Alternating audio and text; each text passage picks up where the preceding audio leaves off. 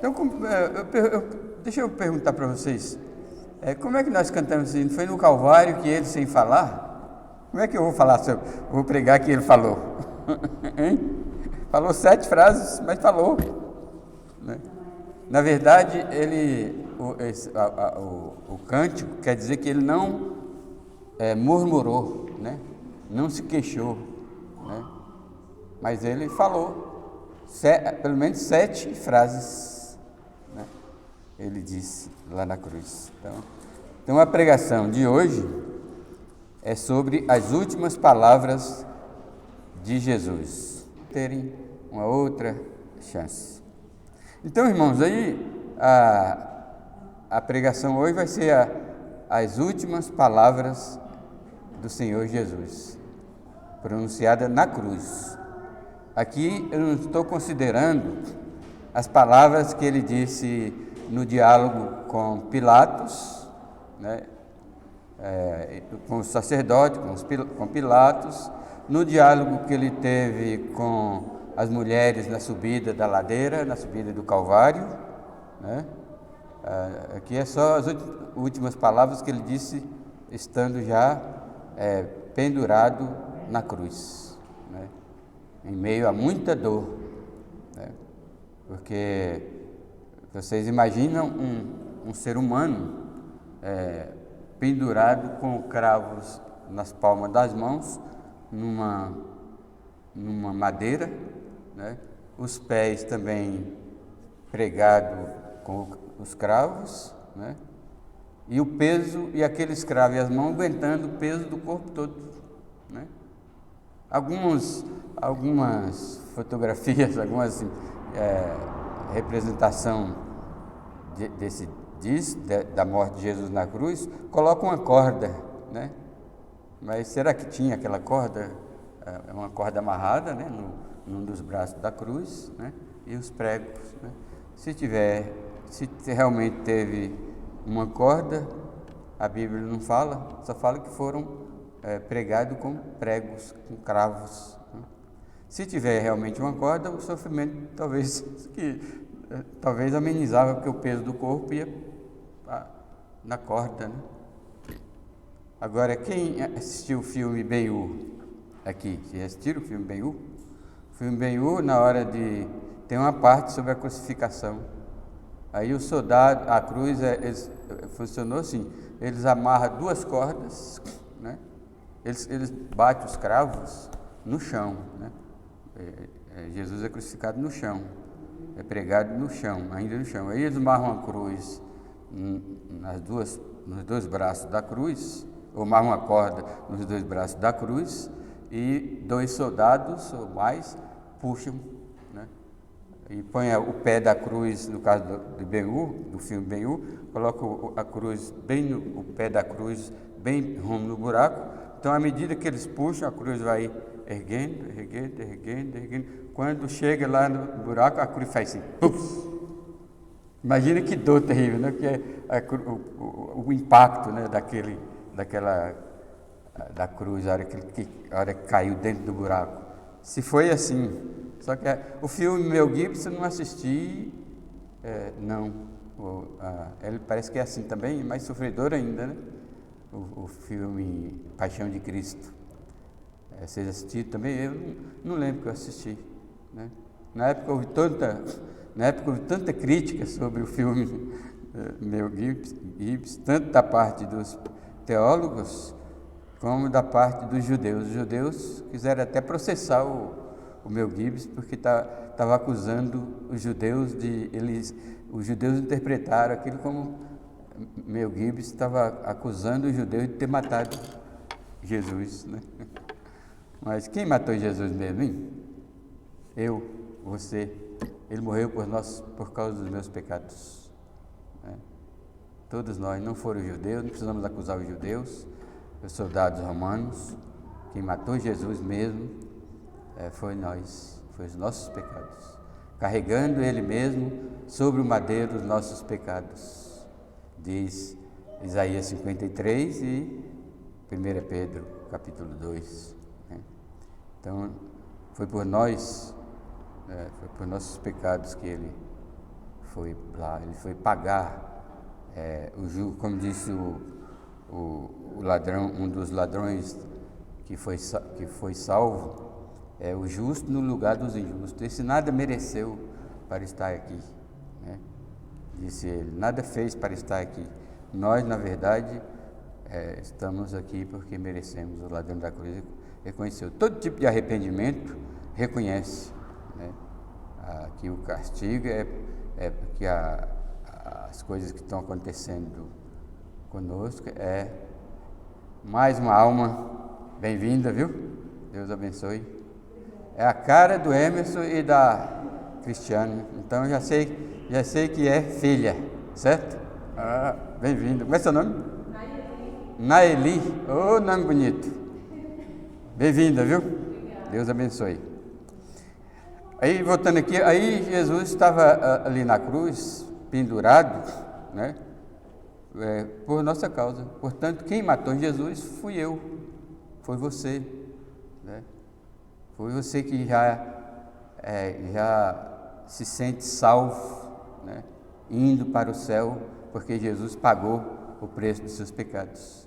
E você que ainda não se sente salvo e não está ainda no caminho do céu, se hoje, ou o mais depressa possível, você crê em Jesus, aí foi por você também que Jesus morreu, né? Jesus morreu por cada pessoa que é salva, porque Ele não morreu pela humanidade inteira. Não se paga pelos pecados do mundo inteiro. Ele pagou somente pelos escritos no livro da vida, que a Bíblia chama de eleito. Quem foi eleito, Deus pagou. Assim mesmo, há muitos eleitos que ainda não estão desfrutando da morte de Cristo, do pagamento que Jesus executou na cruz. Porque muitos eleitos ainda não se converteram, não se arrependeram dos pecados, não confiaram em Jesus para a salvação, né? Ou antes, não nasceu de novo, né? Que a ordem é essa, nascer de novo, se arrepender e crer. Esses são os dois passos que precisa para a salvação. Nenhum desses passos, nenhum homem pode dar por si mesmo, né? Não é uma decisão. Hoje eu decidi nascer de novo e decidi me arrepender. Hoje eu decidi confiar em Cristo como meu Salvador, né? Como está no carro, né? Nos para-brisas do carro. Eu optei por Jesus. Como é que pode ser, né? Se a Bíblia diz que nós, antes da salvação, estamos mortos, né? A pessoa sem salvação está morta, né?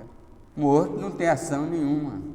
Eu estava explicando na classe de batismo, os irmãos na terça-feira, sobre aquele versículo que aparece lá no nosso livro texto, aquele versículo de Apocalipse 3:20, eis que estou à porta e bato.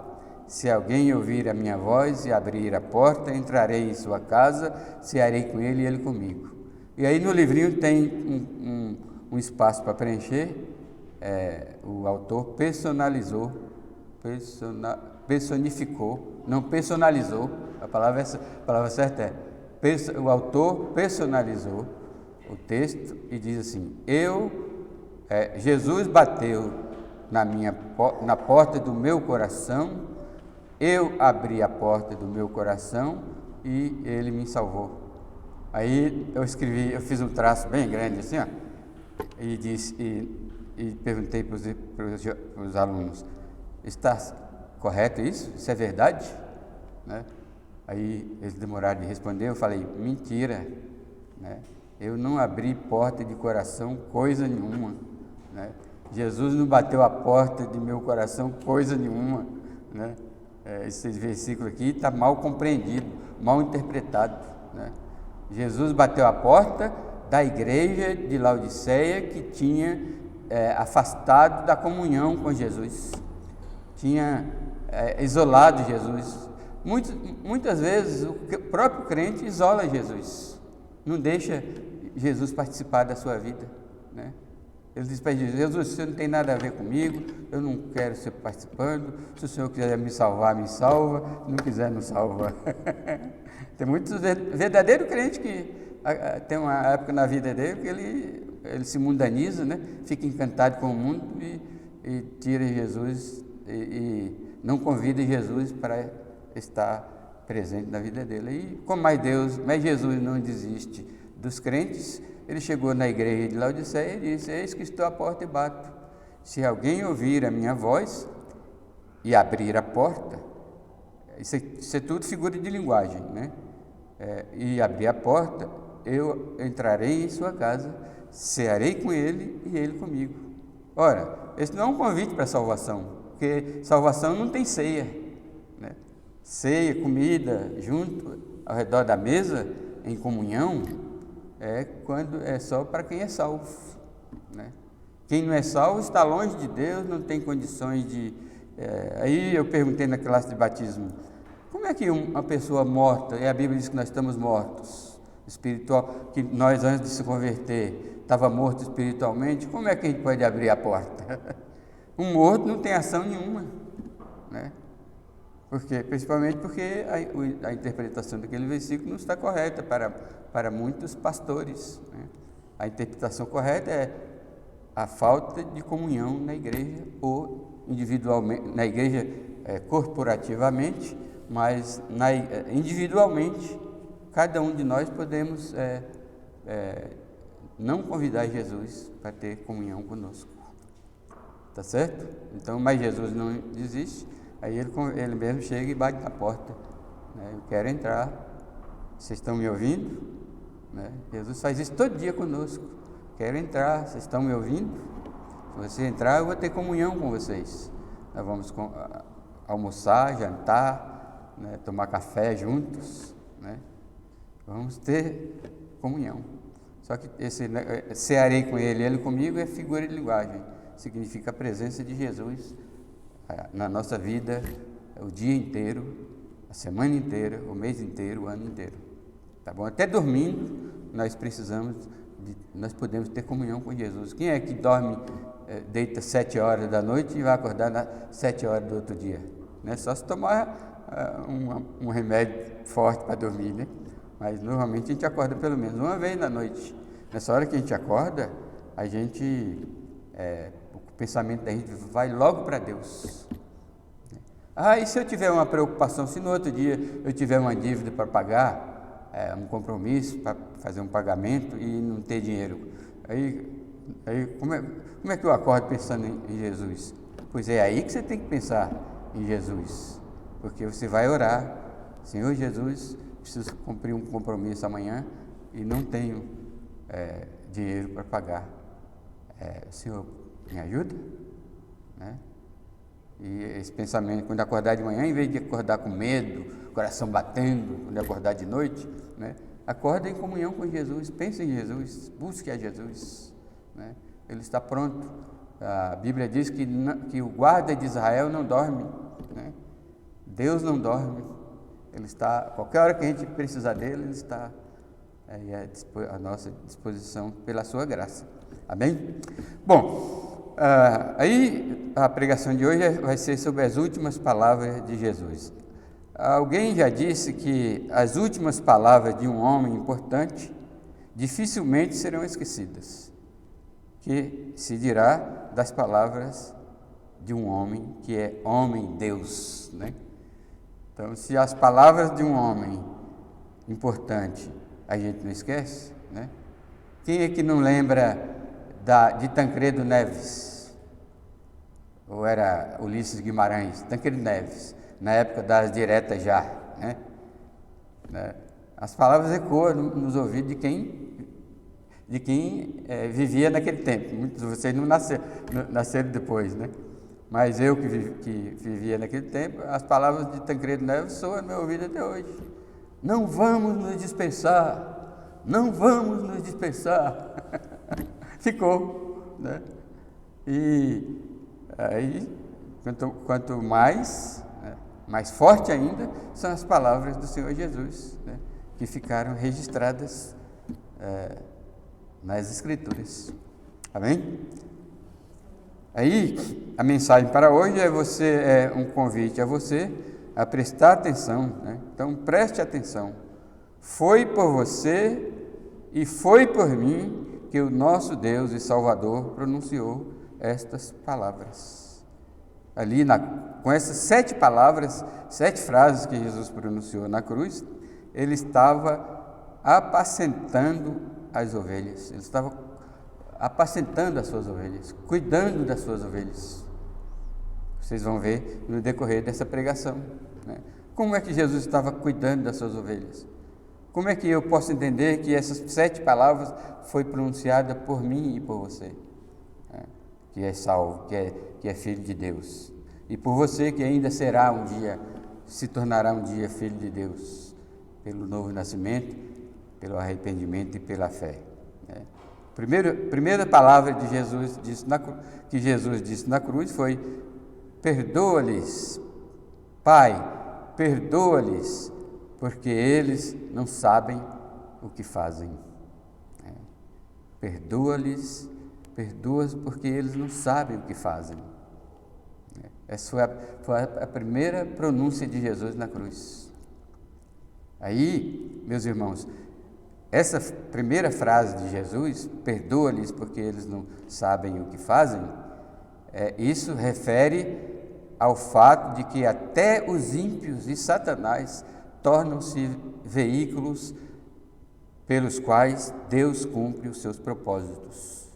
Eles estavam, grave bem isso aí, eles estavam, sem saber, executando o plano eterno de Deus. Os católicos e as pessoas que não entendem essas palavras de Jesus, o contexto dessas palavras de Jesus, acham que Jesus está perdoando a humanidade. E foi Jesus otorgando perdão à humanidade, né? Isso é universalismo, né? O universalismo é uma doutrina seguida por alguns católicos romanos, nem todos, pela qual eles acreditam que Deus, no final, vai perdoar toda a humanidade, até Lúcifer, até Satanás vai ser perdoado, né? E isso eu vi isso, né? Umas irmãs de São Paulo, quando eu pastoreava a igreja lá em São Paulo, tinha umas irmãs que se converteram. Na verdade, uma se converteu, era da nossa igreja, e ela tinha uma amiga também, que era da Igreja Batista e morava em outro bairro. Um dia essa amiga veio visitá-la, né? E as duas estão ali conversando sobre a Bíblia e tal. Aí chega um padre para visitá-las, que eles eram do PT, né? E nessa época a Igreja Católica estava muito envolvida com o PT, né? E esse padre veio visitar essas duas irmãs, né? Mas elas deram uma verdadeira surra de Bíblia nele, né? Ele saiu estonteado de lá, de tanto ouvir as irmãs explicando a Bíblia, defendendo as Escrituras. Aí ele saiu bravo, depois mandou uma carta para elas. E na carta, eu esqueci de copiar essa carta, né? Na carta, esse padre dizia que nada, no final das contas, até o diabo Deus vai perdoar e salvar. Essa é a doutrina chamada universalismo, né? Então, aí, para começo de história, esse perdoa-lhes porque eles não sabem o que faz, não é um perdão de pecados para ser admitido na presença de Deus, para ser admitido nos céus. Não é um perdão de reconciliação, né? Porque quando Deus perdoa, porque todo pecador é inimigo de Deus. Se você não se converteu ainda, você é inimigo de Deus. Quando você for convertida, Deus vai lhe otorgar o perdão, então você faz as pazes com Deus, né? Reconcilia-se com Deus. Então, esse perdão aqui não é um perdão de reconciliação, né? Esse perdão é do tipo, muitos aqui já falou, alguém comete um erro, né? Você sabe que aquela pessoa não cometeu aquele erro por maldade, cometeu aquele erro por ignorância. Aí o que a gente fala? Perdoa, ele não sabe o que faz. Ele não está sabendo o que está fazendo. Já ouviram isso aqui? Essa frase? Direto o pessoal fala isso. Fez isso porque ele não sabe o que faz. É o que Jesus está dizendo aí, né? O que ele não sabia o que faz? Por que ele não sabia o que faz? A morte de Jesus na cruz é ruim? Foi ruim ou foi boa para Jesus? Boa ou ruim? Boa. Boa não, excelente. Lembra que quando Jesus estava subindo a ladeira do Calvário, as mulheres estavam chorando e lamentando? E ele disse para as mulheres: olha, não chore por mim, chore por seus filhos. Porque Jesus sabia. Agora, ao contrário dos romanos, dos soldados romanos, Jesus sabia o que estava fazendo. Ele sabia que ele estava ali cumprindo um plano feito pelo seu Pai antes que existisse o mundo, na eternidade. Jesus sabia que ele estava ali pagando pelos pecados do seu povo. Agora os judeus não. Os judeus e os soldados não sabiam o que estavam fazendo. Para eles estavam assassinando Jesus, porque eles entenderam que Jesus era um impostor, né? um vigarista, um falso profeta, um enganador, e estavam crucificando Jesus. Mas aí Jesus disse: Pai, perdoa-lhes, eles não sabem o que fazem. Por quê? Aquele soldado estava ali crucificando Jesus, está fazendo um bem, está fazendo o bem, aquele soldado estava fazendo o bem, pasmem. Ele estava fazendo o bem para Deus, porque estava cumprindo o plano de Deus, estava fazendo um bem para Jesus, porque Jesus estava ali cumprindo o plano que Deus tinha de salvar os eleitos, e um bem para os eleitos, para os inscritos no livro da vida. Se o seu nome estiver escrito no livro da vida, ninguém sabe, só Deus sabe. Aquele soldado, você tem que agradecer aquele soldado um dia, mas você não vai agradecer, porque você nunca vai encontrar com ele, porque eles foram para o inferno e você vai para o céu, né? Então você não vai poder encontrar. Mas pelo menos não fique amaldiçoando os soldados que mataram Jesus, não, viu? Não fica com raiva, né? Se eu encontrasse esse soldado, eu ia esganar, matar Jesus, assassinar Jesus. Não, né? Eles estavam fazendo bem, só que eles não sabiam. Eles não sabiam, eles eram ignorantes. Então, quando aquele soldado pegou a lança e furou o lado de Jesus e saiu sangue e água, ele estava cumprindo a profecia. Ele estava cumprindo o que estava profetizado. Isaías 53, 3:6 diz que todos nós andávamos desgarrados como ovelha, cada um se desviava pelo seu caminho, mas o Senhor fez cair sobre ele a iniquidade de nós todos. Então os soldados estavam cumprindo as promessas. E quem quiser entender mais isso, é só ler o Salmo 22. Salmo 22 é bem claro do que ia acontecer com Jesus na cruz, e aqueles soldados estavam cumprindo o Salmo 22, né? Então, essa palavra de Jesus perdoa-lhes porque não sabe o que faz. Não é perdoando ninguém ali. Ele não está perdoando os soldados. Aqueles soldados que mataram Jesus, assassinaram Jesus, estão todos no inferno hoje. Nenhum foi salvo, nenhum foi perdoado.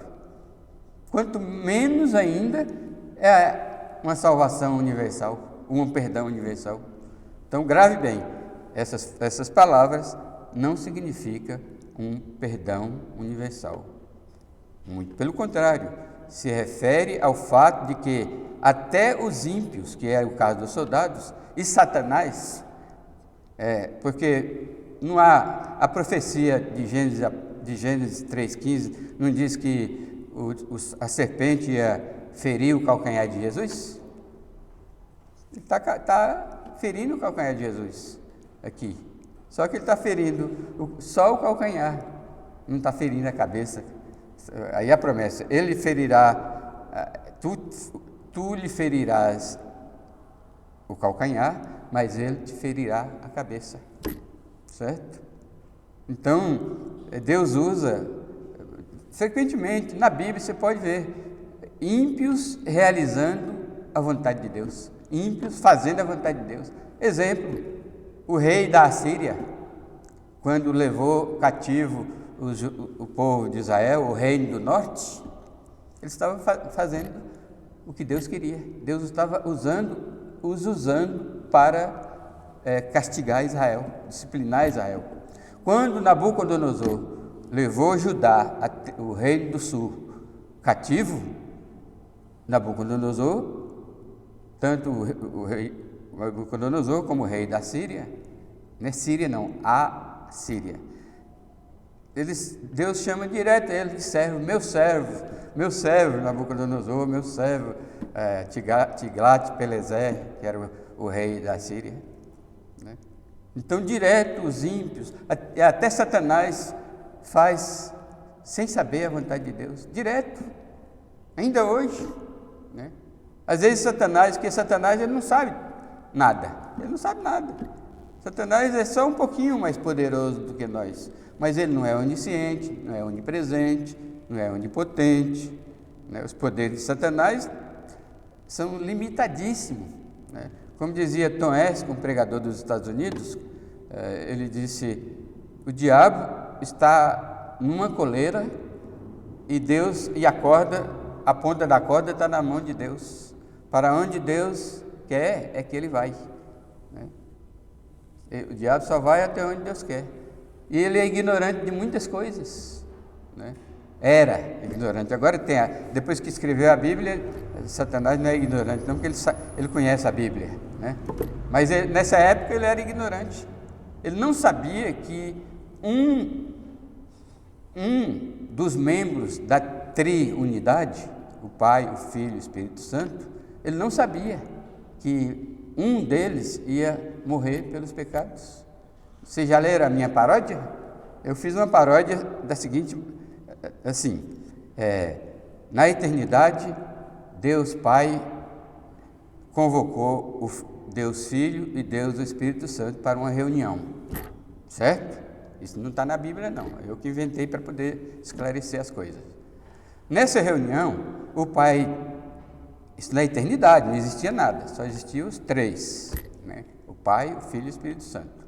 Nessa reunião, o Pai disse: olha, nós vamos criar o mundo inteiro, o universo, as estrelas, o sol, a lua, nós vamos criar a terra e nós vamos criar o homem.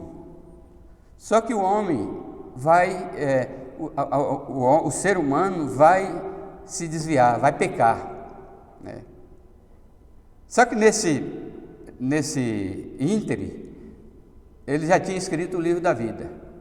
Aí ele disse: e aqueles que nós escrevemos no livro da vida, para salvar, também vão se desviar. Porque os escritos no livro da vida não são diferentes do resto da humanidade. O que a Bíblia é clara em Romanos 3,23 é que todos pecaram e carecem da glória de Deus.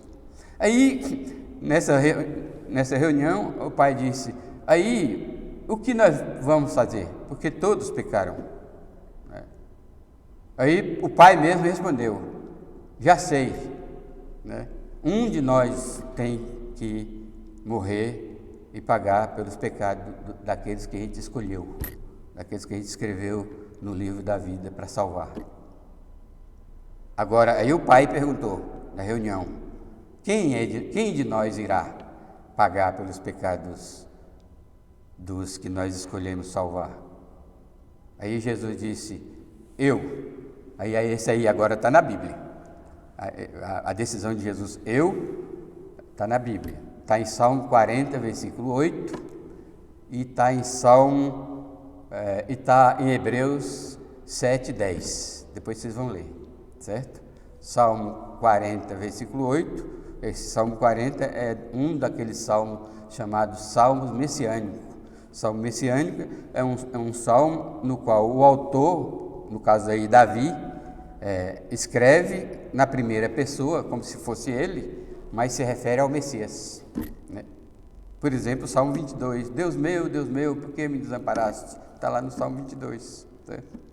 Então, fechando aqui, né, eu vou ler o versículo. Chegaram quando chegaram ao lugar chamado Gólgota, ali o crucificaram, bem como aos malfeitores, um à direita e outro à esquerda. Contudo, Jesus dizia: Pai, perdoa-lhes, porque não sabem o que fazem. Então, repartindo as vestes dele, lançaram sorte. Então, Jesus disse isso na cruz. E isso também é um cumprimento de Jó 42:2. O que disse Jó no capítulo 42:2? Bem sei que tudo podes e nenhum dos teus planos pode ser frustrado. De qualquer maneira, Jesus ia morrer na cruz. E conforme o livro de Gálatas, que nós acabamos de estudar, estava prescrito e predito que Jesus ia morrer na cruz. Porque cruz é o lugar, quem morria na cruz era o maldito, né? Era um maldito, um bandido, um assaltante, um malfeitor. E Jesus foi morto como um malfeitor, né? Aí porque em Gálatas diz: maldito todo aquele que é pendurado no madeiro. E Jesus se fez maldição por nós, né? Então, perdoa-lhes porque não sabe o que faz. Está se referindo à ignorância dos soldados. Ele estava fazendo o mal, ele estava fazendo o bem, pensando que estava fazendo o mal. Isso acontece no plano de Deus. Segunda frase, Jesus disse: hoje mesmo tu estarás comigo no paraíso. Agora eu vou fazer diferente, vou ler a passagem primeiro. Um dos malfeitores crucificados blasfemavam contra ele, dizendo: não és tu o Cristo? Salva-te a ti mesmo e a nós também. Respondeu-lhe, porém, o outro, repreendeu-o, dizendo: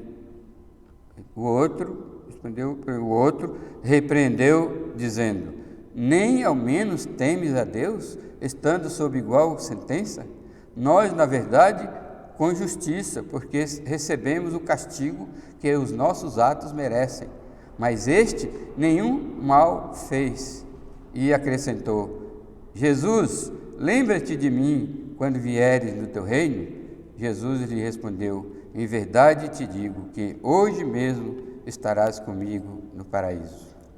Só um pequeno e rápido comentário sobre o ladrão que creu em Jesus. Olha o que ele pediu: Jesus, lembra-te de mim quando vieres no teu reino. Aquele ladrão era judeu, certo? Conhecia o Velho Testamento, certo? Ele sabia que o Messias era rei, certo? E sabia que Jesus, e ele acreditou, confiou que Jesus era o Messias. Mas ele sabia que Jesus ia morrer, juntamente com eles, na cruz. Então, mas ele sabia que Jesus ia ressuscitar e voltar para reinar. Olha que fé. Aí ele perguntou, olha que grande fé desse ladrão. Ele disse: lembra-te de mim quando vieres no teu reino. O ladrão estava esperando até hoje para ser salvo. Só que ele não ia ser salvo, porque ia morrer, né? Depois da morte não tem salvação, não tem oportunidade de salvar. Se você quer ser salvo e ir para o céu de glória, junto com Jesus, desfrutar da paz, da alegria do céu, da glória de Jesus, é agora que você tem que se arrepender e crer em Jesus. Depois da morte não tem mais chance. Então, mas a fé do malfeitor que estava junto com Jesus foi muito grande, porque ele pediu que Jesus lembrasse dele quando viesse. Só que na Bíblia está escrito o quê? Ora, aquele que é poderoso para fazer infinitamente mais do que tudo quanto pedimos ou pensamos, né? Às vezes nós a gente nem está pensando. Deus nos abençoa com uma coisa, certo? Então, Deus não está limitado às nossas orações. Deus não depende das nossas orações. Ele mandou orar, mas Ele não depende das nossas orações. Existem religiões, igrejas aí, evangélicas, dizendo que o crente tem que orar para mudar o plano de Deus. A oração não muda o plano de Deus, não. Então, aí a pergunta dessas pessoas ignorantes: então por que orar? E a resposta é: a oração é a maneira mais excelente de ter e manter comunhão com Deus. Esse é o sentido da oração. Nós oramos porque queremos manter nossa comunhão com Deus através da oração. Não é tão bonito quando o filho senta perto do pai? Hoje é dia dos pais, né? Ó, mais um pai hoje. Bem-vindo, pai. Bem-vindo, Fernando. Nós estamos contando os pais hoje. 7, viu, gente? 7. 7? Hein? 8? Não, Diego é o sexto. Ah, não, verdade. 8. Verdade, 8. Aí, vamos ver, na hora de orar por eles, nós vamos contar de novo, viu, Antônio? Aí o que eu estava falando? Aí Deus responde, Deus não está limitado às nossas orações. Aí eu estava falando, qual pai ou mãe, né, não gosta que o filho carinhosamente diz, pai, me dá uma bicicleta? Me dá dinheiro para eu ir na escola hoje? Qual pai não gosta, né? O pai tem que ser muito pão duro, ruim, esse não é pai, né? Mas mesmo que ele tenha que dizer, não tem filho hoje, né? A Lore, quando me pedia dinheiro, né, ela já tinha futricado a minha carteira, né? Pai, me dá tanto. Eu falei, Lore, eu não tenho. Mas eu tenho, na sua carteira eu vi. Eu sei, mas já está comprometido. Aquele dinheiro lá é para pagar outras coisas, para comprar outras coisas. Aí ela se convencia. Né? Mas é gostoso esse relacionamento. Pai, né? É o sentido da oração. Né? Essa é a razão da oração. Precisamos orar, porque nós só oramos quando tem necessidade. Muitos crentes só oram quando tem necessidade. Quando está em perigo, né? Quando está com fome, quando precisa das coisas. Não, a gente tem que orar todo o tempo, porque a oração é o método escolhido por Deus para ter comunhão, para a gente ter comunhão com Ele, né? Além da leitura bíblica e da igreja, né? Você vem para a igreja para manter comunhão com Deus. Então, ele disse, o ladrão da cruz disse,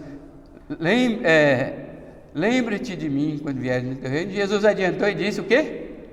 Hoje mesmo tu estarás comigo no paraíso. Mesmo que isso é lógico, né? A despeito da fé, da grande fé do malfeitor, né?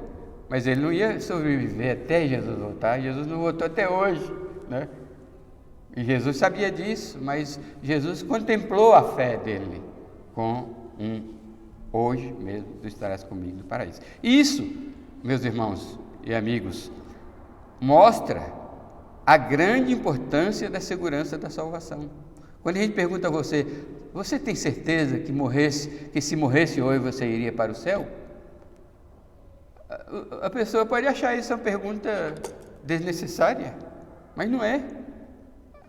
Ter certeza que quando morrer vai para o céu é de extrema importância. Por isso o ladrão morreu em paz, porque essa certeza dá paz para a gente, dá alegria. Hoje todos nós vamos pôr a cabeça no travesseiro. Muitos colocam a cabeça no travesseiro e não acordam no outro dia. O que tem certeza da salvação, põe a cabeça no travesseiro e diz, se eu não amanhecer amanhã, não tem problema. Eu vou acordar lá no céu, na presença de Jesus. Né? Então, a segurança da salvação traz paz. Né? Esta promessa é fiel. Deus está afirmando a mesma coisa para quem crê em Jesus Cristo hoje.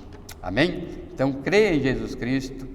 Jesus disse em João 6,47, em verdade vos digo, quem crê tem a vida eterna. E várias outras passagens, né, sobre a afirmação da segurança da salvação. Então, urgentemente,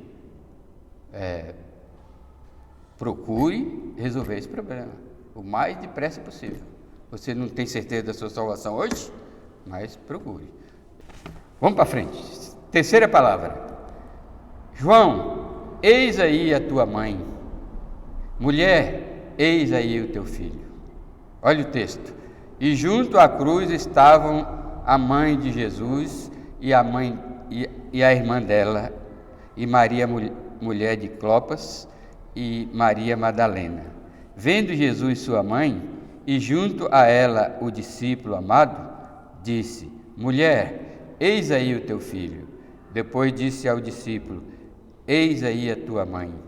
Desta hora em diante, o discípulo a tomou para casa. Então, João, eis aí a tua mãe. Mulher, eis aí o teu filho. Isso revela os cuidados pastorais de Jesus para com o seu povo. Podemos estar certos e confiantes de que Deus cuida de nós. Amém? Então, essa terceira frase de Jesus significa o cuidado que ele tem do seu povo. Ao recomendar Maria aos cuidados de João, como filho, e recomendar João aos cuidados de Maria como um filho, é o contrário, como mãe, e João como filho, Jesus estava pensando em mim e em você, estava pensando no seu povo, nas suas ovelhas, né? Aí eu ligo isso com o Salmo 23, o Senhor é o meu pastor, nada me faltará, Ele cuida de mim, né? Salmo 23, amém? Quarta palavra, tenho sede. Depois, o versículo João 19, 28, diz assim: depois, vendo Jesus que tudo estava consumado, para se cumprir a Escritura, disse: tenho sede. Para cumprir as Escrituras, ele disse isso para cumprir as Escrituras. Então, meus irmãos, essa frase de Jesus, tenho sede, isso revela a perfeita humanidade de Cristo. Ao manifestar certas limitações humanas, ele viveu como um homem perfeito, para deixar exemplo para nós de como ser um ser humano. Deus conhece as nossas limitações, as nossas fraquezas e as nossas necessidades, e já providenciou suprimento de cada uma delas em Cristo Jesus. Portanto, estando em Cristo, Jesus preocupou conosco. Ele se preocupou em que pudéssemos viver, mesmo com as nossas limitações e fraquezas, ser um ser humano digno, com todas as dignidades do ser humano. Mas a dignidade do ser humano, ela só é conquistada depois que ele se converte. Antes da conversão, o homem vive na indignidade, pecando, mentindo, fazendo coisas erradas, blasfemando, é frio com respeito à religião, contra as coisas de Deus, é frio com a Bíblia. Se ele gosta de vir na igreja, ele vem de vez em quando. Se ele gosta de ler a Bíblia, de vez em quando ele pega a Bíblia para ler. Não, mas a dignidade humana requer uma aproximação de Deus para receber o poder de Deus para viver uma vida digna. Então, quando Jesus disse, eu tenho sede, ele está se referindo ao que o Paulo se referiu em 2 Coríntios 12, 19 e 10. Ele diz, é na fraqueza que o poder de Deus se aperfeiçoa. Portanto, quando eu estou fraco, esse foi o sentimento de Paulo. Portanto, quando eu estou fraco, é aí que eu estou forte. Deus conhece as nossas fraquezas, né?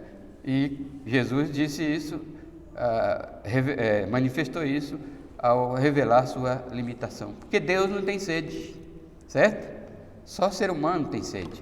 Deus não tem limitação nenhuma, mas conforme diz em Filipenses capítulo 2, ele se sujeitou a ser semelhante ao homem, né? E tomar a forma de servo, né? Com todas, Jesus absorveu ou teve todas as limitações humanas. Ele teve que aprender estudando, ele teve dores, ele teve tristeza, ele teve sede, teve fome, né? Teve que andar quilômetros mais quilômetros de Nazaré para a Judéia, da Galiléia para a Judéia, Judéia para a Galiléia, né? Ele teve que enfrentar críticas dos opositores, igual a gente. Ele teve decepções, teve ou não teve? Né? Teve decepções, né? Já imaginou você cultivar um discípulo que lhe trai? Que decepção horrível, né? Tudo ele limitou. Então, quando ele diz tenho sede, essa frase tenho sede representa todas as limitações de Jesus, e essas limitações que ele teve, ele não deixou de ser digno. Ele teve suas limitações na dignidade, Assim, os crentes, os salvos, os que seguem a Jesus hoje, aprende com Jesus como ser homem de verdade, como ser um ser humano de verdade, mesmo tendo muitas limitações e fraquezas. Deus conhece. Amém? Quinta frase. Deus meu, por que me desamparaste? Olha aqui o versículo. Chegada a hora sexta, houve trevas sobre toda a terra até a hora nona. À hora nona clamou Jesus em alta voz: Elohim, Elohim, lama sabachthani, que quer dizer: Deus meu, por que me desamparaste? Deus meu, por que me desamparaste? Irmãos, isso revela o grande amor de Deus ao entregar o seu próprio Filho pelos pecados do seu povo eleito. Também demonstra o terror das trevas causadas pelo pecado. Jesus estava em negridão de trevas, sem esperança nenhuma. O céu fechou para Jesus naquela hora. E de fato, teve tempestade, teve relâmpago, teve tudo ali na hora que Jesus estava morrendo. Então, quando Jesus diz: Deus meu, por que me desamparastes? Ali nós podemos, lembramos primeiro de João 3,16, porque Deus amou ao mundo de tal maneira que deu seu Filho unigênito para que todo aquele que nele crê, mas tem a vida eterna. Ou podemos lembrar do Salmo 37, 25, que diz o Salmo 37, 25? Vocês sabem? Fui moço e já agora sou velho, e nunca vi um justo desamparado, nem a sua descendência mendigar o pão. Um justo nunca é desamparado, mas Jesus foi. Entendeu? Por o grande amor de Deus. Então, quando Jesus disse: Deus meu, por que me desamparaste? Foi Deus virando as costas para o pecado. Porque quando Deus olhou para o seu filho, ele via só trevas. Jesus assimilou as trevas do pecado. Ele carregou o peso do nosso pecado. Diz Isaías 53 e 1 Pedro 2, carregando ele mesmo sobre o madeiro os nossos pecados. Então, meus irmãos, essa quinta frase, revela o grande amor de Deus em desprezar, em abandonar o seu próprio Filho para morrer por nós. Lembra que quando os soldados foram prender Jesus, ele disse: se eu quisesse, eu rogaria a meu Pai e ele enviaria legião de anjos para me defender aqui. Só que Jesus estava consciente de que ele tinha que pagar pelos pecados dos eleitos. Amém? Grande amor de Deus. Sexta frase: está consumado. Olha o versículo aqui, quando, pois, Jesus tomou o vinagre, disse: está consumado, e inclinando a cabeça, rendeu o Espírito. Essa frase, está consumado, meus irmãos, isso mostra a perfeição do plano de Deus em salvar o seu povo dos seus pecados. E isso significa o triunfo do cumprimento do plano de redenção projetado desde a eternidade. O plano de salvar os pecadores eleitos, escrito no livro da vida, foi desde a eternidade. E passou-se todo o tempo, a história humana rolou e chegou o dia que Paulo diz que Jesus veio na plenitude dos tempos. Chegou o dia do plano de Deus se cumprir e salvar os seus eleitos. Por isso que Jesus disse: está consumado. Essa é a palavra grega que ele pronunciou, tetelestai, está pago, está fechado. O plano redentivo, o plano redentor está fechado, está cumprido. Amém, meus irmãos? Isso mostra a eficácia, do plano eterno de Deus. Como dizia Apocalipse 6, tudo está feito. Eu sou o alfa e o ômega, o princípio e o fim. No Apocalipse, Jesus vai dizer isso. De novo, Porque a Bíblia toda diz que o plano de Deus não pode falhar, não falhará. E quando Jesus disse está consumado, isso demonstra que o plano de Deus não falhou e ele estava ali, morrendo na cruz para pagar o pecado do seu povo. Amém? E por último, a 7ª frase: Pai, em tuas mãos entrego o meu espírito. Olha o versículo.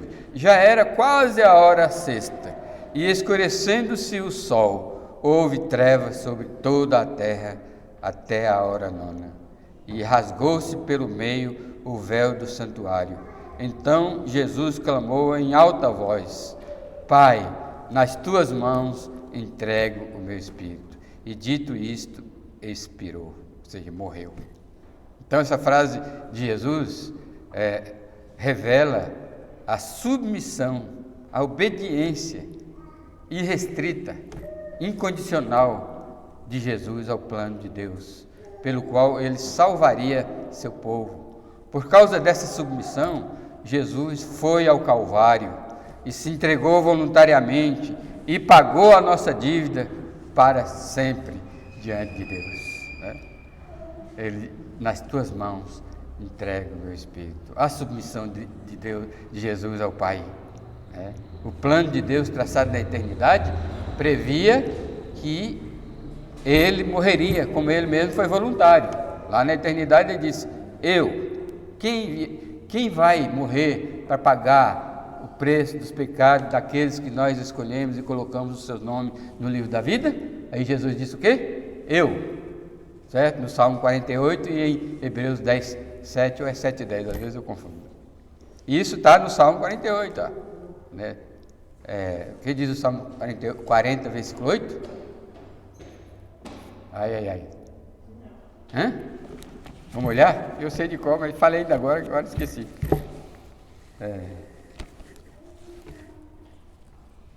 Agrada-me fazer a tua vontade. Lembrei. No teu livro, no rolo do livro está escrito a meu respeito. Essa frase, agrada-me fazer a tua vontade, é Jesus dizendo: eu quero fazer a tua vontade.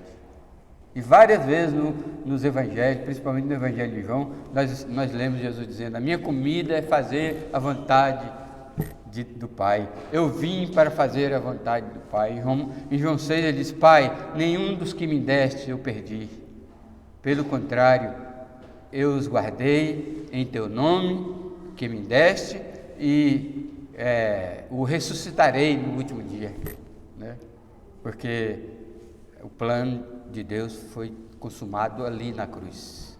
O plano da salvação, o plano da redenção está pago, está cumprido completamente. Mas tudo porque Jesus era submisso, obediente, sem reclamar, né? Por isso que a música lá foi no Calvário que ele, sem falar, mostrou ao mundo inteiro que ia amar, porque em cumprimento a Isaías 53, que diz que Jesus era como uma ovelha muda, né? Uma ovelha muda. Seguiu para o matadouro sem abrir a sua boca, porque ele era inteiramente submisso ao Pai. Amém, irmãos? Por causa dessa obediência de Jesus, muitos hoje são salvos e muitos ainda serão salvos. Se Jesus viesse agora, você ia ter muita dificuldade para ser salvo, mas os salvos iam subir. Por quê? Porque você vai ficar aqui para reinar, para ser governado pelo anticristo. Na época do anticristo, se você se converter, tudo bem, você é salvo. Só que vai ser muito mais difícil, não vai ser como hoje. Você é salvo, você vai para a igreja com liberdade, você fala de Jesus, você lê a Bíblia, você tem o que está na Constituição, né? Direito de ir e vir, ninguém lhe prende, ninguém lhe mata, né? Você tem liberdade, né? Mas se você for um eleito e se converter somente, e sua conversão se der somente na grande tribulação, aí haverá muito sofrimento para ser um crente, não vai haver tanta facilidade. Portanto, meus amigos e irmãos, tudo isso, todas essas 7 frases de Jesus, tudo isso diz respeito aos planos e aos cuidados de Deus para com todos os seus filhos. Foi por nós que ele disse essas últimas palavras. Ele pensava em cada nome inscrito no livro da vida. Jesus estava ali, ao falar essas 7 frases, apacentando as suas ovelhas. Portanto, ao pensar nas 7 últimas palavras que Jesus pronunciou na cruz, somos confortados com todas as outras centenas de promessas. Já essas 7 frases são promessas cumpridas, certo? Mas ao pensar nessas 7 frases, nosso coração é confortado com todas as centenas de promessas que há na Bíblia para nós, e a nossa esperança aumenta ao ver essas promessas das Escrituras, certos de que Deus cumprirá fielmente cada uma delas. Estas últimas palavras de Jesus traz a lume a esperança na fidelidade de Deus. Amém?